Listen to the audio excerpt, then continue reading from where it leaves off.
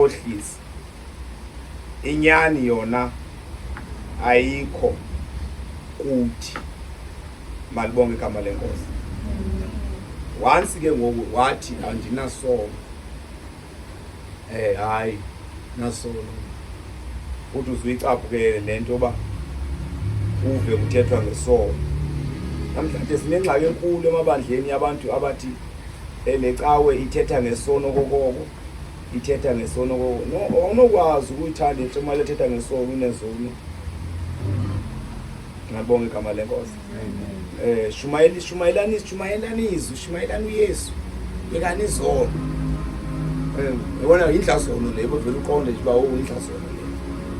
Ngoba kaloku uyabona nxa uhlangulwe entweni ke uyazi ubungozi bayo, uze uve umuntu ekhuza abanye abantu abaze bangayenzi laa nto because inobungozi.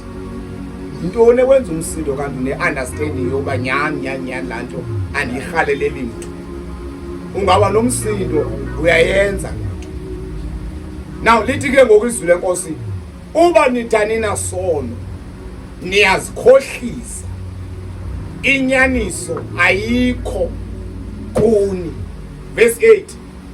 Ukuba sithi asinasono siyazikhohlisa. Yes. Inyaniso ayikho kuthi. Ukuba sithi sizivume izono zethu, uthembekile ulilungisa ukuba asixolele izono zethu, asihlambulule kuko konke ukungalungisi. Ukuba sithi sizivume into nabazalwane, izono zethu, uthembekile ukusixolela. Malibonke igama lenkosi. Zintathu indlela umzalwana akavuma ngazo. 3. 1 soso uvuma kuwe, uvume nje apha kuwe uba Thixo inena ndenzanga kakuhle. Because into esiyibonayo kakhulu kule mihla, abantu bablame abantu bathi nje ngubani. Sendikule mess nje ndikuyo ngubani. No, vuma apha kuwe uba nam ndinesandla yokuba ndibe kule meko ndikuyo. Uvuma kuwe andenzanga kakuhle. Ukuba sithi sizivume, uthembakele unjengawe Jesu wami, njengawe Jesu wami, njengawe Jesu wami, unjengawe unjengawe Jesu wami, njengawe Jesu wami, unjengawe Jesu wami, unjengawe Jesu wami, unjengawe Jesu wami, unjengawe Jesu wami, unjengawe Jesu wami, unjengawe Jesu wami, ay unjengawe Jesu wami, unjengawe Jesu wami, unjengawe Jesu wami, unjengawe Jesu wami, unjengawe. Sibulisa umama esangena nomntwana. Sifunde mama kwincwadi kaJohn oqala chapter number 1. uJohn umpostile chapter number 1. Saqala pha ku verse number 8. Incwadi kaJohn chapter number 1 from ku verse number 8. Sesiyicacisileke ba eneneni kwinkonzo ebaluleke kakhulu yokuthetha yokuthetha. Malibonge igama lenkosi. Kubalulekile ukuthetha kuThixo kodwa kubalulekile ukuthetha. Hallelujah. John chapter number 1 verse number 8 mama fundi. Ukuba sithi asinasono siyazikhohlisa. Yeah. Inyaniso ayikho kuthi. Ukuba sithi sizivume izono zethu, uthembekile ulilungisa ukuba asikhonele izono zethu. Asihlambulule kulo konke ukungalungisi. Lithi iBhayibhile ukuba sithi sizivume izono zethu, uthembakele ukusixolela kuko konke. Alibonge igama lenkosi. Yabona once wangumzalwane ogusha izinto ezinkulu, ogusha izinto, ukhathazeka okokoko ecaweni. Ulo unento ethi kuthethwa ngami kule cawe. Ulo unento ethi no bamfonela umonakalo. Ulo unento ethi because ingxaki kunezinto zifihlileyo ezikusindayo. Lithi iBhayibhile ukuba sithi sizivume sizishiye uthembakele ukusixolela. Yabe seyisithi ke ngokwinto yami ngeSimayoli zintathu iplatform ovuma kuzo. Eyokuqala uvuma kuwe. Umnwe uyayeka upoint uthi kodwa utshintsha upoint uthi soso. Malibonke igama lenkosi. Nje uyasibani ngobani abandenzele lento ngoba hayi khawuzihlole wena. Mna ndinogalelo lunjani. Malibonke igama lenkosi. Ube so uyavuma andenzanga kakuhle inene Thixo. Dinegalelo. Malibonke igama lenkosi. Eyesibini iplatform uvuma kuThixo. Umxelele uThixo. Malibonke igama lenkosi. Khake ngokuthi ufuna ukuxela lento umxelela yona uThixo umxelela into akayaziyo. Ayikho into angayaziyo uThixo omhle ngawe. Akho into angayaziyo siba usigadla uThixo ngempilo yakho. Kodwa xa uvuma lithi uba sizivume uthembakele ukusixolela. Nathi into esiyifunayo abantwana bakaThixo. Hallelujah. Hallelujah. Esithatha iplatform uyavuma emntwini. Ngeyona ekhathwa ngabashumayeli banemihla ke namhlanje bathi yaye kwihlambuluko ayisekho lonto leyo, akusathethwa ngabazalwane. Babhaptizwa abazalwane besindwa zizinto. Obonye nje bafaka amanzini ukuthi igqitha enkulu esinqeni. Senefaka amanzini. Zange nifumane ithuba lokuba mzalwane evula umlomo uthethe uzo. Hallelujah.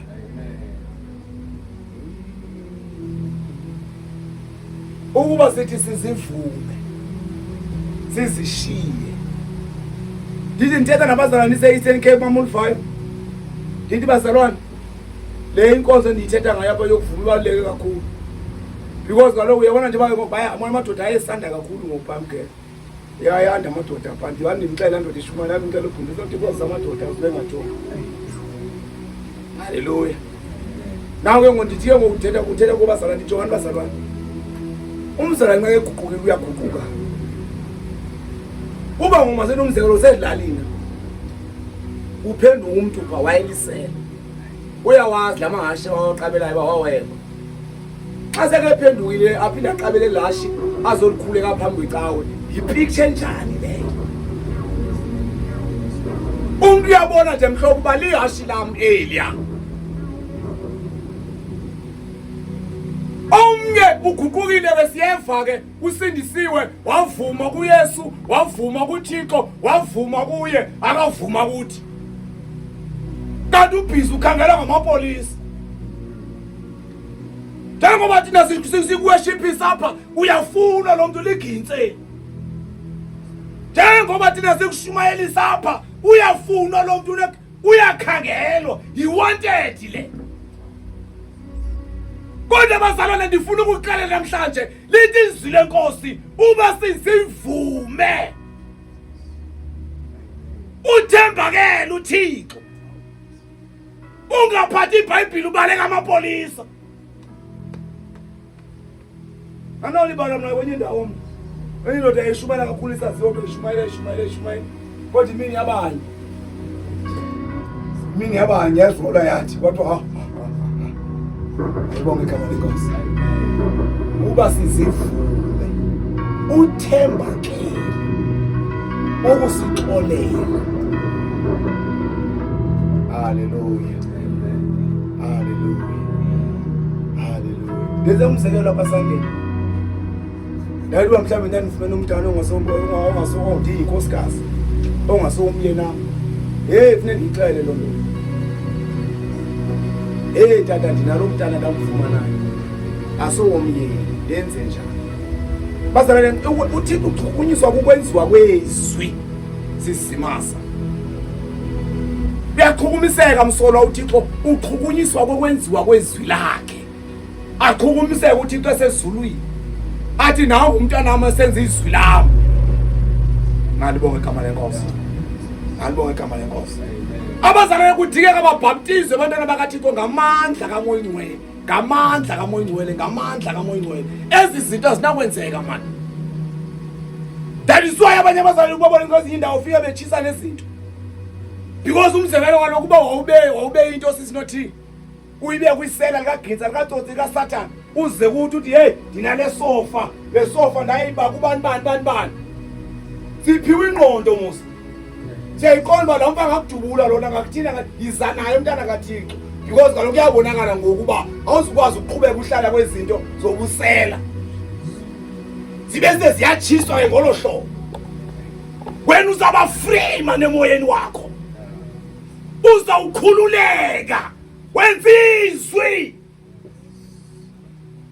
Alibonga igama lenkosi uba sithi sizivume sizishiye uthembakele okusixola abazalwane kunabazalwane bangacelelwa namhlanje nawuva ngaye anawuxela yabona ngasewugena omnye umoya kodwa abazalwane yabona lixesha ngokuloba abantwana bakaThixo bake bahlobo sesiphumile nje apha kube nomthandazo othi Nkosi yami khawundiphe lo Moya Oyingcwele khawundiphe lo moya wakho. Haleluya, haleluya. Nana ulibala mna madala izinto zibuhlungu lezenzeke ecaweni that's why let's after tatu usikhathi sene izikhethe ukukhoza lomkhulu manje bemnandi gqithi awulibala mna kwenye indawo mna kwenye icawu kungeju intombi apha ecaweni ifuna ngomnye umfana apha ecaweni le ntombi yale kanti ixesha lonke ithandana nomnye umfana apha ecaweni and into akayijongileyo uba lo mfana ufundile lo nzawutshatwa nguye lo undifunayo si-securities wangavumi ode kusuka apho lo akathandana naye wasukwacela umtshato wamiswa nenye intombazana same time wabiza umfundisi uThixo uthethile uma ndimtshato uba lonke ixesha ulala nale nkwenkwe yamlahla ngokuyithatha omnye umuntu uthi ngokuThixo uthethile ngoku uvume abantu bayalazi bayaqonda uba uvumephi exoka bazalwane kumathi banokuhamba nabazalwane uqomba Thixo Nkosi yami abazalwane bembethwe noma kungena utata ngena umfana kwelibandla athi ndibona intombi kwelibandla monakala Sisiyoniso kodwa inkonzo baThixo ndawabona ndambona uThixo ehleli phezulu sisi ayuba inhlupho bekulanda umzwana thatha umthandazo wami kulowo bantwana bakaThixo sembathwe uba sithi sizivume sizixele uthembakele uYesu ubusikolele singahambi sisindwa unomfana okhonza ohlala pha kwami ongumalusi mfana omkhulu wami nje bekhonisa phansi ejoka futhi ungaphinde lo mfana umise phambi kwabantu ngoba wazi iBhayibheli kakhulu uyamazi mosomfana umkwena iBhayibheli ecula unzima kakhulu uyithi lathi bhuti amavesi kaMkwena siwadinga because umkwena akafuni uguquka point number 1 akuzuma umkwena nentambo zakhe phambi kwabantu abantu kakhulu lezi zinto akazifakileyo point number 2 umkwena funeka bayikhuphe izinto asindiswe amkele uYesu akunani thatha noma ngabafana abantu babisa ngaphambili nisabona kunokumise lo muntu nentambo zaseziyoni ukuba sithi sizivume uthembakele ukusitholela kuyavunywa bazalwane kuyavunywa bantwana bakaThixo usixele into zonzileyo kuzaba lula nokungqina apha ngaphambili xa sowuye ukhulu ngumntana kathi kuzaba lula ungqine nje futhi apha abantu baze bathi wazohlaza lo mzalwane uyiviyela loo ibingqina ingqina bithi mina ndangcila mina ndilale phandle ndemkela ngumfazi kathathu kabini ihlala lonke ifayili lakhe ayihlali njalo ihlala nakuTikTok ngoba ikhululekile bapha abazali abazawukhululeka namhlanje abazawungcina kuhlanguleka abantu engekashumayeli nje umona ngala ufanele lo mzalwane endithetha ngayo unifonele wathi hayi manje ubungcina balathatha bonilimazi nabo ubungcina esimfunayo bazalwane abantu abazawungenwa nguThixo bathethe inhliziyo ndilandwe phi dilapha nje kwenzeke ntoni khona into bezazokhala kuwe ngelo xesha khona insizwe ezazokhala kuwe zithi wenza njani haleluya amen thina wesithume ngokuhlasa ke thina abashumayeli wasithetha yonke into akho lesingayithethiyo funda ke manje sonke ukuba sithi asinasono siyazikhohlisa inyaniso ayikho kuthi ukuba sithi sizivume izono zethu uthembekile ulilungisa ukuba asixolele izono zethu uthembakele ulilungisa ukuba sixolele izono zethu yabona apha ku-2026 uzongena abantu phaya eminyango bazokhonza nabandla ngamandla singekaphakami sizoshumayela kodwa ke ngaba kuhamba abantu abangaqinanga izithweni uthembakele ukusixolela That is why nasemabandleni namhlanje abantu bekhonza kakuhle kumandi kufika umuntu abangalazi nehistory yakhe noba into afika abadunga because abanamoya ababantu abasakwazi nokuhlola babuza ngowuphi lo moya ufike nalomuntu afike baravaza bafaka umoya uba hey ayikho into shonyo ngonakala